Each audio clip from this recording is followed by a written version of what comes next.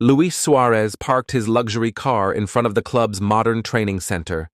Dressed in casual yet elegant clothing, he greeted the security guards at the entrance with his characteristic warm smile. Even as one of the biggest stars in world football, he always made sure to treat everyone around him with the same respect and consideration.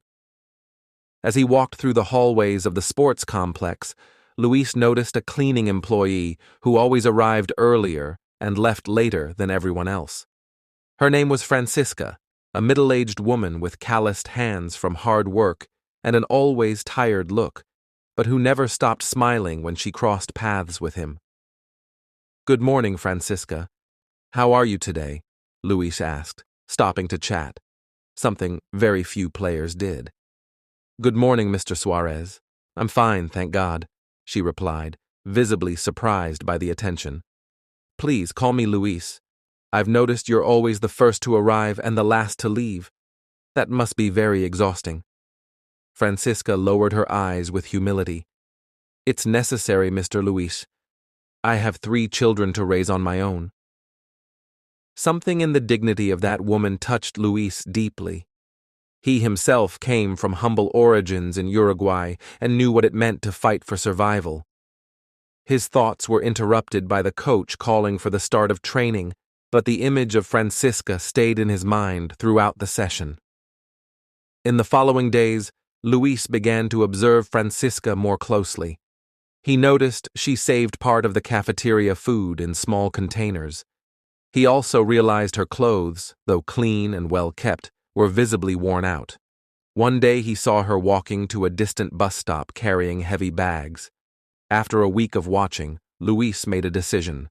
At the end of the day, he quietly got into his car and decided to follow the bus Francisca took. He knew it might seem intrusive, but something inside told him he needed to better understand the reality of this woman. The journey was long. The bus left the wealthier part of the city and went toward the outskirts, then to an even more remote area. Luis kept his distance, driving his own car, increasingly surprised at the length of Francisca's daily commute. Finally, after nearly 2 hours of travel, Francisca got off at a nearly deserted stop along a dirt road. Luis parked discreetly and followed her on foot, keeping a respectful distance. The path was now a dirt trail winding through dry vegetation. After 20 more minutes of walking, Luis finally saw the destination. A small farmhouse made of mud and wood with a straw roof, standing in the middle of arid land. The extreme simplicity of the home left him speechless. The house didn't even have electricity. A few candles could be seen through the single front window. Hidden behind a tree, Luis watched as Francisca was greeted by 3 smiling children who ran to hug her. The eldest couldn't have been more than 12 years old. He also noticed an elderly man, probably Francisca's father, sitting on a simple chair on the improvised porch. What impressed Luis most wasn't the obvious poverty, but the genuine joy of the reunion. Francisca distributed the small containers of food she had brought from work, and the children received that simple meal as if it were a banquet. Luis felt a knot in his throat. He, who had grown up in difficult conditions in Salto, Uruguay, knew the value of a united family facing hardship together. He remembered his own childhood, when his parents sacrificed so he could pursue his dream in football.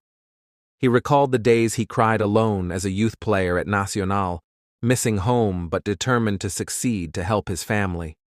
Back in his car, Luis couldn't hold back his tears. The image of that family, surviving with so little yet sharing so much love, moved him deeply. All the way back, he thought about the contrast between his current life of mansions, luxury cars, and million-dollar contracts, and Francisca's reality. That night, Luis could hardly sleep. He tossed and turned, thinking of how he could help without hurting the pride of that hard-working woman. He knew well the value of dignity and honest work, values his parents had instilled in him and that he carried with him even after becoming a world football star. The next morning, he arrived earlier at the training center, hoping to meet Francisca before the other staff and players arrived. When he saw her entering through the back, eyes still heavy with sleep after the long commute, he approached respectfully. "Good morning, Francisca. May I speak with you for a moment?" The woman looked worried, perhaps fearing for her job. Luis quickly reassured her with a smile. "Don't worry, it's nothing bad. Actually, I wanted to make you a proposal." Luis explained that he was looking for someone trustworthy to work in his home, particularly taking care of the organization of his personal belongings and the kitchen. He knew Francisca was an excellent cook, since other staff always commented on the delicious meals she brought from home. "The salary would be double what you earn here, and I would provide transportation so you don't need to take the bus. What do you think?" Francisca looked at Luis with tearful eyes, suspicious of the sudden offer. "Why me, Mr. Luis? There are so many more qualified people." Luis smiled, carefully choosing his words. "Because I see in you the same values my mother taught me: hard work, honesty, and dedication to family. Those are qualities no money can buy." What Luis didn't say was that he had already spoken with the club's management to make sure Francisca wouldn't lose her current job. His plan was for her to work part-time in each place, earning double but having more time for her family. Francisca accepted the offer, still unable to believe the sudden change in her life. In the following days, Luis quietly arranged for a car to pick her up from home every morning, saving her nearly 4 hours of commuting daily. As Francisca began working in Luis's home, a genuine friendship grew. Luis learned that her husband had died 3 years earlier in a construction accident. He also discovered that her eldest son, only 12, had dropped out of school to help care for his siblings while their mother worked. Without making a show of it, Luis arranged for all of Francisca's children to return to school. He even hired a private tutor to help them catch up on lost time, always presenting these measures as benefits of Francisca's new job so as to preserve her pride. One Sunday, about 2 months after hiring Francisca, Luis decided to make a surprise visit to her family. He brought simple gifts for the children: school supplies, clothes, some toys, and food for the family. When he arrived at the modest mud house, he was welcomed with the same joy and dignity he had witnessed from a distance that very first day. "You didn't need to bother coming all the way here, Mr. Luis," said Francisca, visibly embarrassed by the simplicity of her home. Luis smiled as he entered the small dwelling with the same respect he would show when entering a palace. "It's no bother at all. Did you know I also grew up in a simple house? My parents worked hard to give me opportunities." For hours, Luis sat in the modest living room, eating the simple but delicious meal prepared by Francisca, listening to stories about her family, and sharing his own childhood memories from Uruguay. The children, initially intimidated by the presence of the football star, soon felt at ease, proudly showing him their school notebooks and even inviting Luis to a makeshift football match in the field next door. There, playing barefoot on the dirt with those kids, Luis felt a happiness that the most luxurious stadiums in the world could never provide. It was the same feeling from his childhood in Salto, when football was nothing more than a game and not yet a profession. As he said goodbye, Luis looked once more at the small mud house. The precariousness was clear. There was no running water. Electricity came from an illegal and dangerous connection. The straw roof leaked. Without saying a word, he began to form a plan in his mind. In the weeks that followed, Luis used his contacts to discreetly buy the land next to Francisca's, a larger plot in better condition. He hired a construction team and, without showing off, began building a house that was simple but safe and comfortable. He didn't want a mansion that would look out of place and embarrass Francisca. He wanted a dignified home with basic infrastructure where the family could grow safely. The project advanced quickly, always personally supervised by Luis in his free time away from training.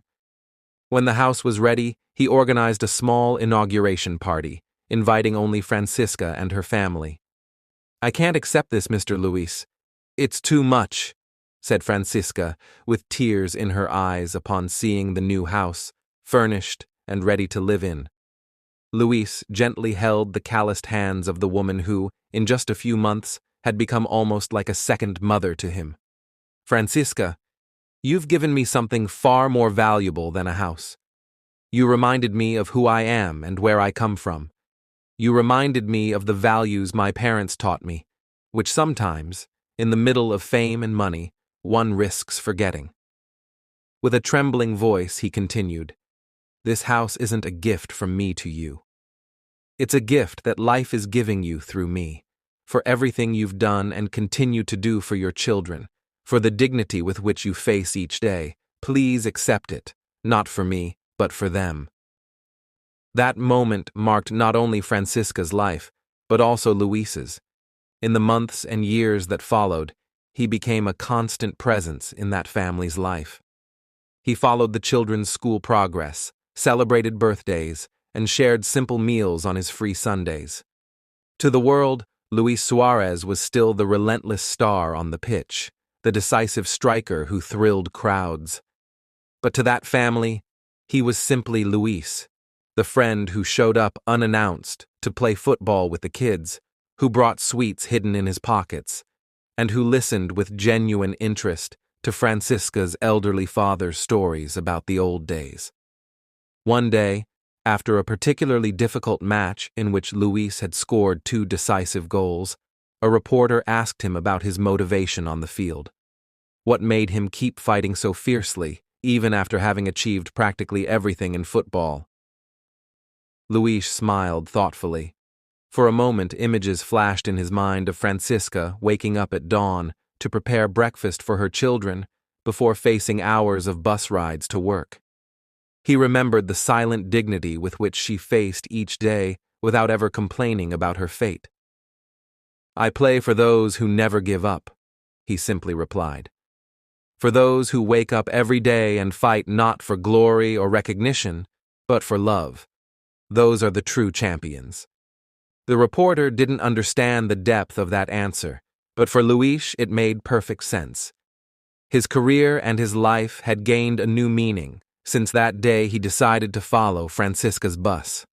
Amid all the sporting triumphs, trophies, and accolades, Luis considered his friendship with that family one of his greatest victories. Not because he had helped someone in need, that anyone with money could do, but because that genuine human connection kept him grounded in his roots, in his essence. The small mud farmhouse no longer existed, replaced by a safe and comfortable home. But the lessons of that simple place had become a permanent part of Luis Suárez's heart, the star who, in the midst of global fame, never forgot where he came from and never stopped seeing the humanity in every person he met. Years later, when asked in an interview about the most important moment of his career, Luis replied without hesitation, "The day I followed a bus." The enigmatic response confused the interviewer, but for Luis, it contained the whole truth about what truly mattered in his journey. And whenever possible, when the tight football schedule allowed, Luis would return to that home, sit at the simple table, and share meals lovingly prepared by Francisca. There, far from the spotlights, he was not the global superstar, the relentless striker, or the idol of millions. He was just Luis, the boy from Salto, who never forgot his origins and who had found, along the unlikely path to a mud house, one of the most important lessons of his life.